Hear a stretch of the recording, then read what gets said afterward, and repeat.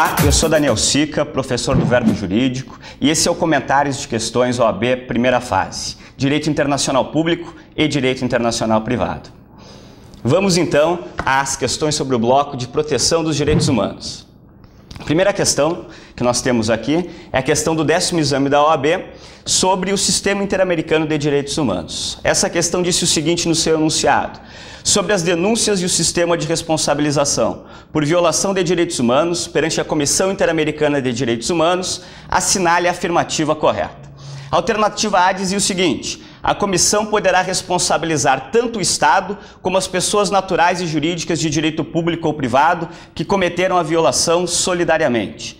A alternativa B dizia: a comissão não possui competência para responsabilizar as pessoas naturais, podendo apenas determinar a responsabilidade das pessoas jurídicas de direito público ou direito privado que cometeram as violações.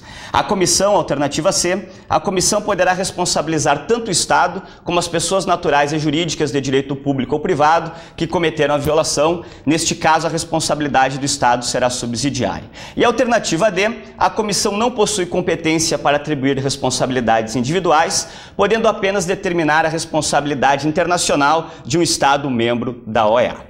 Pessoal, a questão aqui era resolvida basicamente pelo Pacto de São José da Costa Rica, a Convenção Americana sobre Direitos Humanos, que atribui as competências da Comissão e da Corte Interamericana de Direitos Humanos. Sobre as competências da Comissão, vocês podem conferir o artigo 41 e depois o artigo 45 do Pacto de São José, e vocês vão verificar que essas competências se restringem à análise e à responsabilização dos Estados membros da OEA, não podendo efetivamente responsabilizar particulares. Como as alternativas faziam essa confusão, ou elas tentavam induzir o candidato a assinalar a responsabilização das pessoas privadas também, todas aquelas assertivas que mencionavam isso estavam equivocadas, sendo correta a alternativa D, a comissão possui competência apenas para responsabilizar de forma internacional os Estados.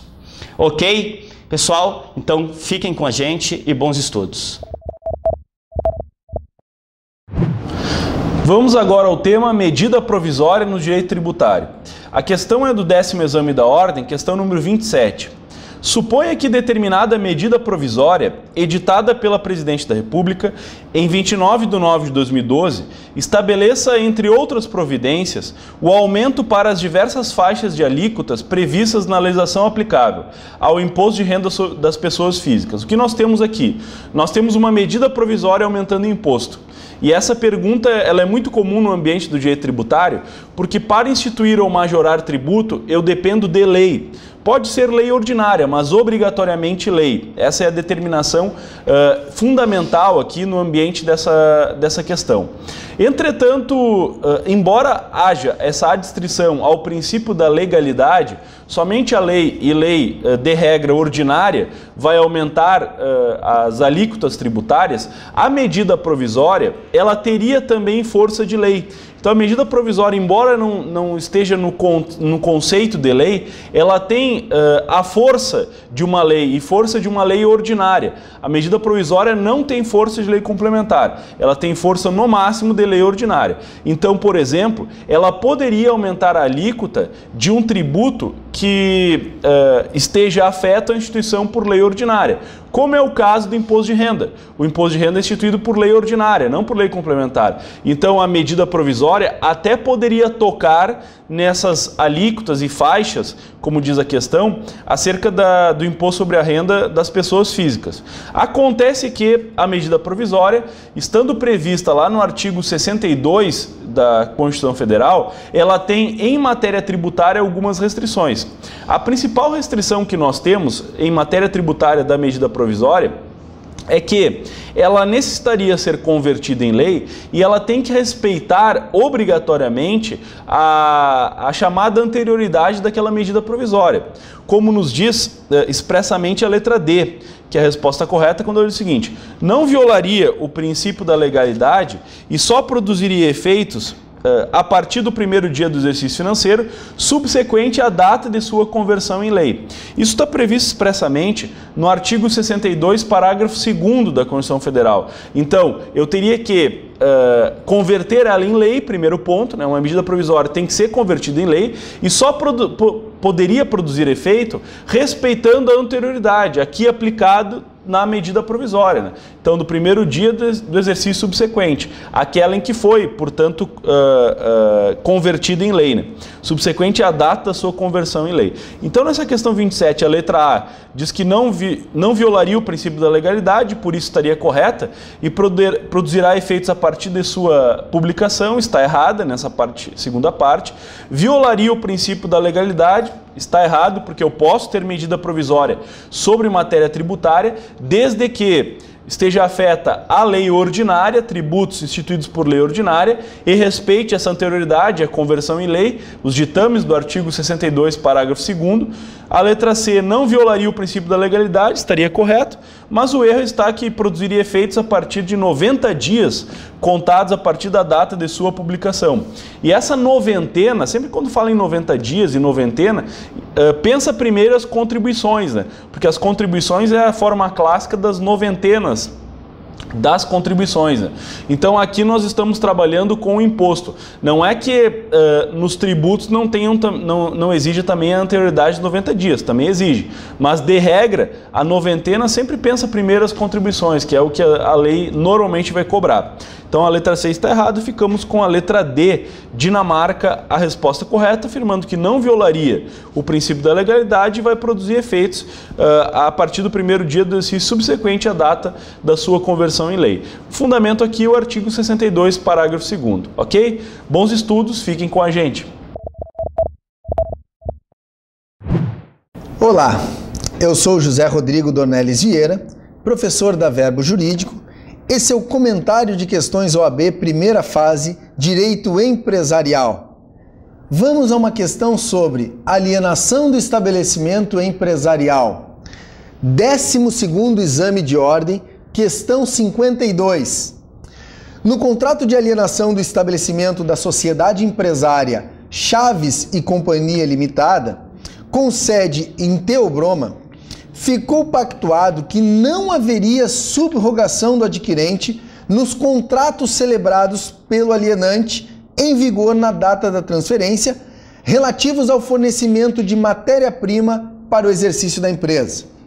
Um dos sócios da sociedade empresária consulta sua advogada para saber se a estipulação é válida, consoante as disposições legais sobre o estabelecimento. Assinale a afirmativa correta. Letra A. A estipulação é nula, pois o contrato de alienação do estabelecimento não pode afastar a subrogação do adquirente nos contratos celebrados anteriormente para a sua exploração. A letra A está errada, porque o contrato de alienação do estabelecimento pode sim afastar a subrogação do adquirente nos contratos. É o que diz expressamente o artigo 1148 do Código Civil. Salvo disposição em contrário, a transferência importa a subrogação do adquirente nos contratos estipulados para a exploração do estabelecimento, se não tiverem caráter pessoal, podendo os terceiros rescindir o contrato em 90 dias a contar da publicação da transferência. Então, na verdade, o salvo disposição em contrário é a autorização para que as partes possam sim afastar a subrogação. Letra B. A estipulação é válida, pois o contrato de alienação do estabelecimento pode afastar a subrogação do adquirente nos contratos celebrados anteriormente para a sua exploração.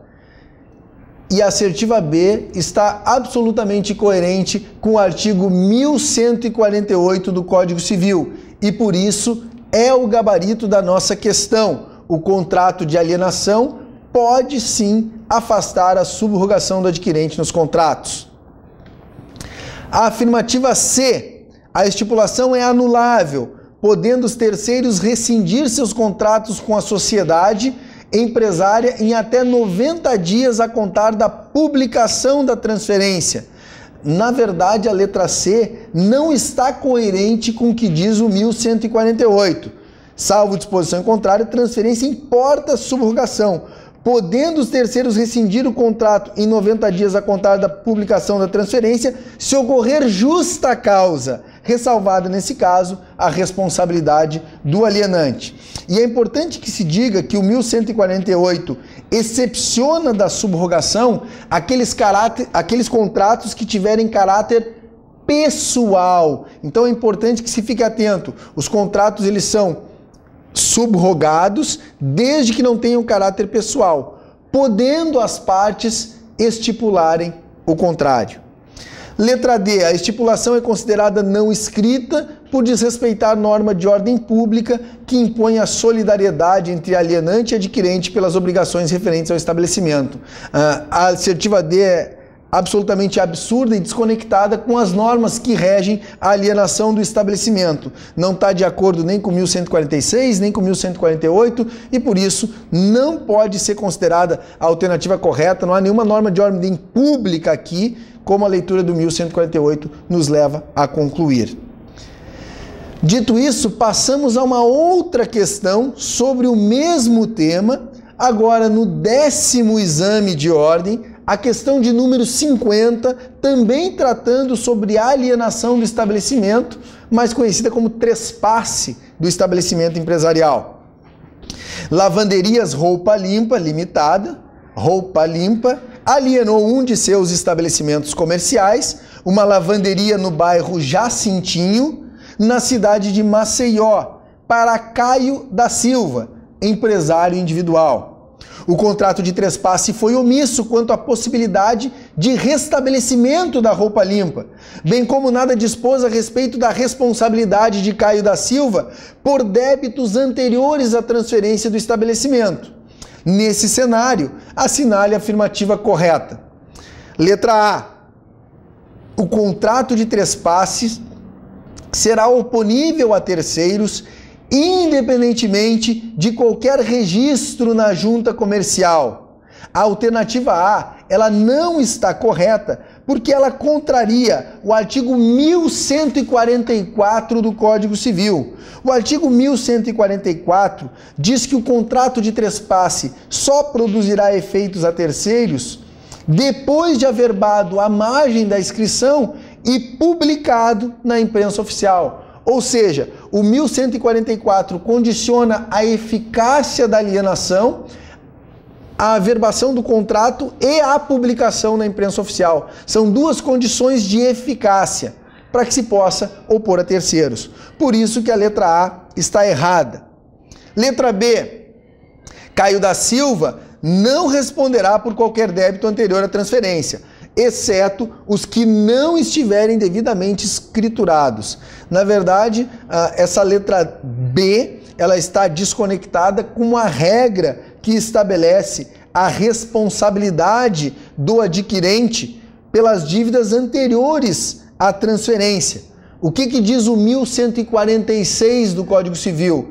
Que o adquirente responde pelos débitos anteriores desde que regularmente contabilizados, ficando o alienante responsável pelo prazo de 1 ano quanto aos créditos vencidos da publicação e quanto aos outros da data do vencimento. Então, a letra B está absolutamente desconectada com o artigo 1146, que estabelece a regra de sucessão empresarial, sucessão por dívidas, sucessão do adquirente pelas dívidas do alienante. Letra C. Na omissão do contrato, Roupa Limpa poderá se restabelecer no bairro Jacintinho e fazer concorrência a Caio da Silva. A letra C está errada por contrariar o disposto no artigo 1147. O 1147 diz que, salvo autorização expressa, o alienante do estabelecimento não pode fazer concorrência com o adquirente pelo prazo de 5 anos. É a cláusula de não restabelecimento ou cláusula de não concorrência. Quem adquire um estabelecimento empresarial tem uma expectativa de rentabilidade, o chamado aviamento, e essa expectativa seria frustrada se o alienante pudesse se restabelecer e fazer concorrência. Por isso, hoje nós temos expressamente no 1147 que, não havendo autorização expressa, o alienante não pode fazer concorrência ao adquirente nos 5 anos subsequentes à transferência. É por isso que a letra C está errada E é por isso que a letra D está correta e é o gabarito da questão. Não havendo autorização expressa, Roupa Limpa não poderá fazer concorrência a Caio da Silva nos 5 anos subsequentes à transferência. Fiquem conosco, bons estudos. Bem, vamos agora à questão de procedimento dos juizados especiais criminais. Cuidado com ele. 12º exame da OAB, questão 67. Segundo a lei dos juizados especiais criminais, assinale a alternativa que apresenta o procedimento correto. Te gruda primeiro no artigo 400 do CPP. O que é isso? É o nosso leading case, só que legal, para a forma como é feita a audiência de instrução e julgamento. Qual é a ordem em procedimento comum? O que é procedimento comum? 394, parágrafo 1º, incisos 1, 2 e 3 do CPP. Ordinário, sumário e o que a gente está vendo agora, o sumaríssimo. O que já te perguntaram? Lei de drogas, te liga nisso. Com a reforma em 2008, o interrogatório, ato de defesa, passou a ser o último ato da audiência. Só que na lei de drogas, a OAB já perguntou isso também, é o interrogatório o primeiro ato da audiência. Te liga nisso, porque a rebimboca de parafuseta faz parte do amor, da paixão do examinador. Ok? Vamos lá.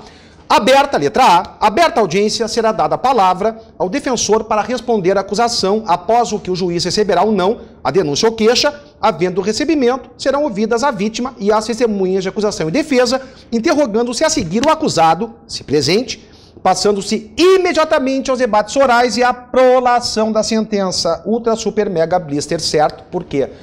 Te liga no 81.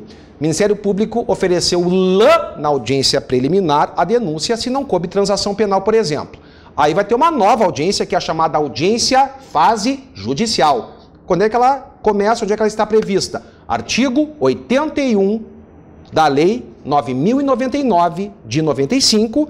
E aí a gente sabe, o primeiro ato da audiência, por isso lembrem-se os princípios que regem o JEC, um deles é a oralidade. Então, ó, denúncia oral, resposta à acusação oral, é o primeiro ato dessa audiência judicial. Então, o que vai acontecer? O advogado vai falar, aí o juiz vai decidir se recebe ou rejeita a denúncia ou a queixa. Recebendo, aí ele vai ouvir vítima, testemunhas de acusação, de defesa, vai interrogar o réu, serão debates, 20 minutos para cada parte e sentença em audiência, sem pôr nem tirar, perfect, como um Boeing 777. Perfect, ainda mais se for da KLM, portanto a letra A de Argentina, ultra, super, mega, blister, correta. Letra B, da decisão de rejeição da denúncia ou queixa caberá recurso em sentido estrito. Meu filho já parou por aí. Ah, eu sei que a Ada Pellegrini diz que vai caber RSE no JEC, eu sei que turma recursal aqui do Estado também diz que vai caber RSE desde que seja uma hipótese lá do 581 do CPP. A gente está fazendo prova objetiva. Depois não adianta chorar sobre o leite derramado. Não existe, nem com a Admira Estrela dos Smurfs. Lembram? É previsão de recurso em sentido estrito na lei do JEC. Nem com lupa, nem com Admira Estrela. Nem se a gente pegasse o Lippenhardt. A vida, eu quero... Não tem. Não existe. Então a letra B de Brasil está totally wrong, tá? Errada. Esbalhata. Letra C. Os embargos de declaração são cabíveis quando em sentença ou acórdão houver obscuridade, contradição, omissão ou dúvida. Lembrem-se, tem até uma música aqui no Rio Grande do Sul, para não, sempre quando dou essa aula eu falo, aquela dúvida de uns anos atrás.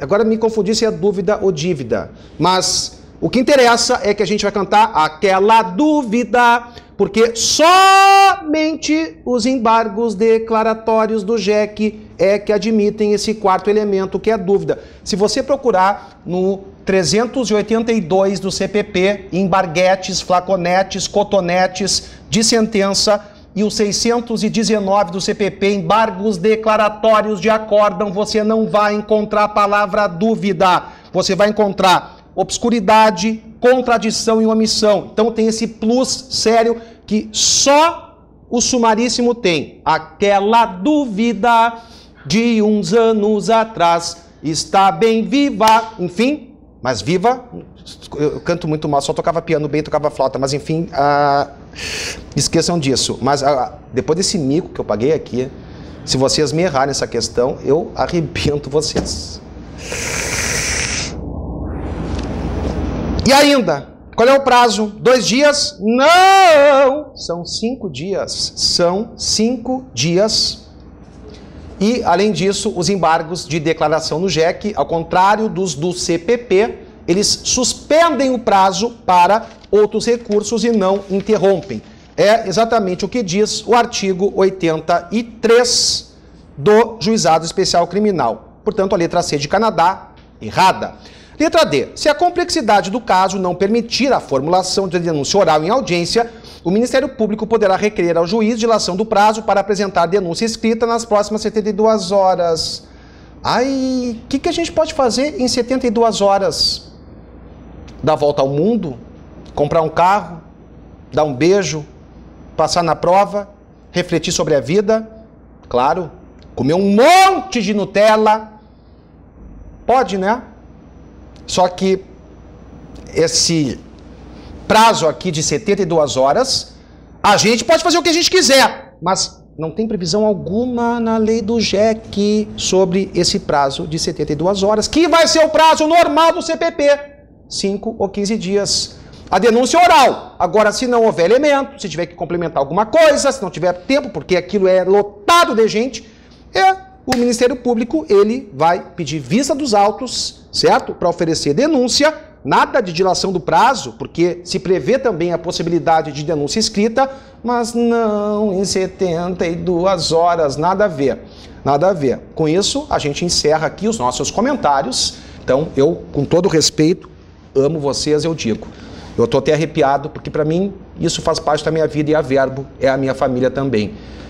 A gente sabe que a escolha de um curso jurídico, tantos tem por aí, é uma decisão de vocês. Muito obrigado de coração por terem escolhido a Verbo Jurídico. Um beijo enorme para vocês, fiquem com Deus, aproveitem o dia e estudem. Até a próxima. Tchau.